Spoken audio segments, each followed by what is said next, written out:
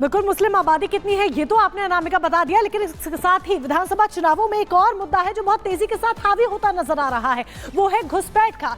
झारखंड विधानसभा चुनाव में पहले हमने घुसपैठ का मुद्दा देखा कि किस तरीके से हावी होता नजर आया, और अब यही मुद्दा कहीं ना कहीं महाराष्ट्र में भी गूंजता हुआ सुनाई दे रहा है, जिसके बाद ये लग रहा है कि मानो जैसे मुंबई खतरे में है।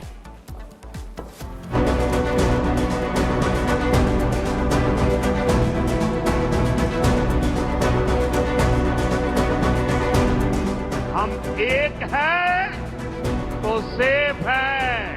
क्षेत्र में आबादी कम होती जा रही है, घुसपैठिए घुस रहे हैं।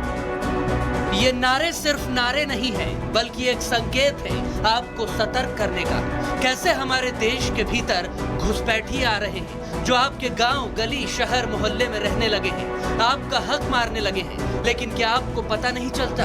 क्या आपका काम, धंधा और रोजगार वो नहीं ले जा रहे हैं? आप ये समझ पा रहे हैं या नहीं? अगर नहीं समझते तो देश की आर्थिक राजधानी मुंबई पर एक रिपोर्ट आई है जिसने आबादी असंतुलन का भंडाफोड़ कर दिया, जिस पर अब सियासत भी तेज हो गई है।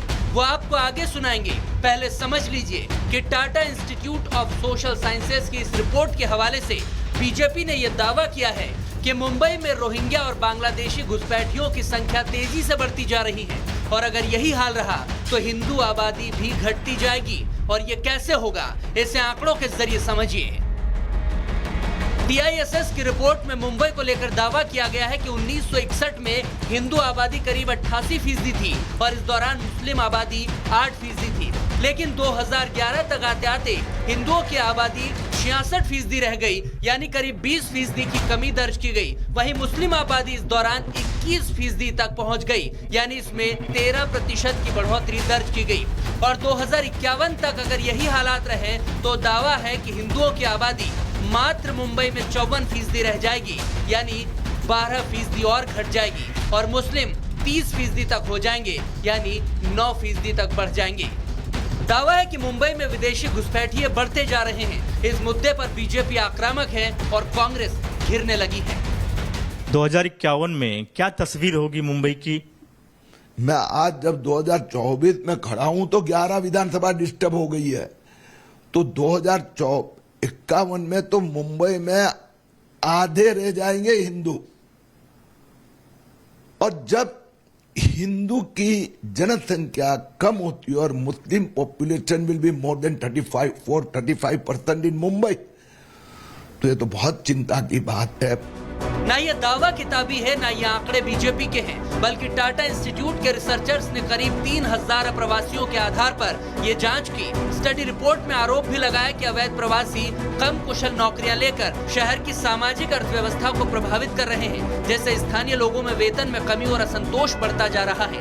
महाराष्ट्र चुनाव से ठीक पहले आई ये रिपोर्ट अब बीजेपी का सियासी हथियार बन गई और कांग्रेस के मुस्लिम वोट बैंक वाली नीति के लिए गले की फांस, क्योंकि बीजेपी ने दावा किया है कि महाराष्ट्र में वोट जिहाद के लिए 250 करोड़ रुपए की विदेशी फंडिंग की जा रही है। साथ ही कांग्रेस के प्रदेश अध्यक्ष नाना पटोले के मौलानाओं की मांग मानने के आश्वासन पर भी बीजेपी ने हमला बोला। बसा कौन रहा, इनको कौन लेके आ रहा है? वास्तव में जो पॉलिटिकल सपोर्ट इनको मिलता है, और पॉलिटिशियन जब वोट बैंक की राजनीति करते हैं तब राष्ट्रीय कॉम्प्रोमाइज होता है। जब भी इनके विरुद्ध में आवाज उठाया जाता है तो यही पॉलिटिशियन, जो यहाँ के समझो विधायक, MLA, जो सरकारी यंत्रणा भी फिर फेक आधार कार्ड बनता है, रेशन कार्ड बनता है, वोटिंग कार्ड बनता है, फिर वोट बैंक के लिए ये इन लोगों को आसरा देके इनका समर्थन करते हैं। और यह सब करने के लिए जो पैसा जो है वो पैसा मिडिल ईस्ट से आता है, ऐसा सरकारी इन्वेस्टिगेटिव एजेंसीज का भी संशोधन है। क्या मुंबई में वोट बैंक के लिए सियासी पार्टियां घुसपैठियों को शरण दे रही हैं? उनके वोटर कार्ड बनवाकर उन्हें अपना वोटर बना रही हैं? क्या घुसपैठियों के जरिए अपना वोट बैंक बनाने वाले मुंबई को संकट में नहीं डाल रहे? Bureau report, Republic Bharat.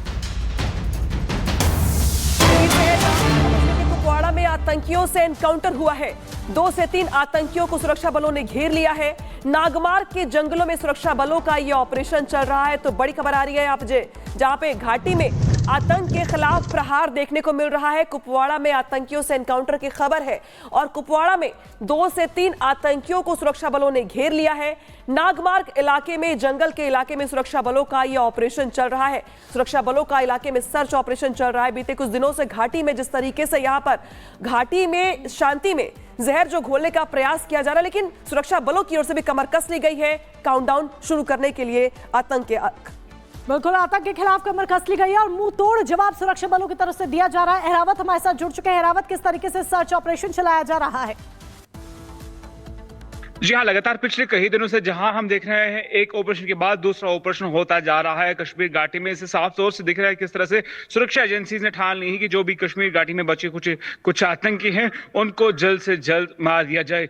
इस वक्त सुरक्षा एजेंसीज को एक इनपुट मिला था, टेक्निकल इनपुट मिला था, जिसके बाद एक ऑर्डिनेंस सर्च ऑपरेशन कल रात से ही हम देख रहे हैं कुपवाड़ा के अलग अलग डिफरेंट लोकेशन पे जो शुरू कर दिया गया था और एक कॉन्टैक्ट जो है कुछ टाइम पहले शुरू हुआ। अभी ये ऑपरेशन जो है 2 तरफ से सुरक्षा एजेंसी ने जो है तेज कर दिया गया। सबसे पहले तो ये ऑपरेशन शुरू हुआ जहां से कांटेक्ट हुआ वो नॉर्थ कश्मीर का कुपवाड़ा एरिया है, लेकिन इसके साथ साथ बिल्कुल ये फॉरेस्ट एरिया है और नॉर्थ कश्मीर के बांडीपोरा से भी मिलता है, जहां हमने कुछ टाइम पहले 1-2 मुठभेड़ देखी थी और वहां से भी सुरक्षा एजेंसीज ने इस ऑपरेशन को तेज कर दिया गया था और जो छुपे हुए आतंकी हैं उनकी तलाशी कार्रवाई जो है शुरू कर दी गई है। और सूत्रों के अनुसार ये खबर मिल पा रही है कि 2 से 3 ऐसे आतंकी हैं जो कि कुपवाड़ा और बांडीपोरा के जंगलों के बीच में छुपे हुए हैं। तो जिसके फौरन बाद हमने देखा किस तरह से सीनियर पुलिस ऑफिशियल्स के साथ साथ जितने भी अधिकारी हैं वो स्पॉट पर पहुंचे हैं और एक्सचेंज ऑफ फायर जो है शुरू हुआ है। रिपब्लिक मीडिया नेटवर्क को भी